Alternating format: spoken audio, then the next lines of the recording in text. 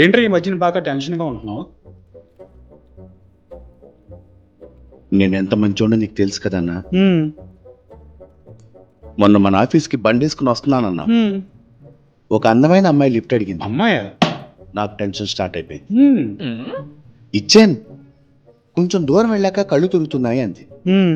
నాకు ఇంకా టెన్షన్ మొదలైంది. హుహు. నీకు తెలుసు కదన్నా నేను ఎంత మంచోడు. ఆ!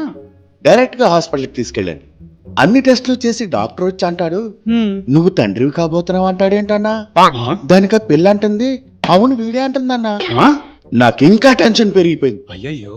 టెన్షన్గా ఉండదా, హ్మ్. చాలా టెన్షన్ పడ్డాను. నేనేం ఊరుకోలేదు, హ్మ్. మొత్తం టెస్టులన్నీ చేయించి తీసుకొచ్చాను. హ్మ్. అసలు నాకు తండ్రి అయ్యే అవకాశమే లేదని చెప్పాడు డాక్టర్. బతికేవు, ఇంకే టెన్షన్ ఎందుకు? ఇంకెందుకు టెన్షనా? నాకు పెళ్ళై 2 పిల్లలు ఉన్నారని మర్చిపోయావా? టెన్షన్ పడద్దని చెప్తున్నావు. టెన్షన్గా ఉండదు. టెన్షన్ కాదు, చచ్చిపోవాలి బాబు.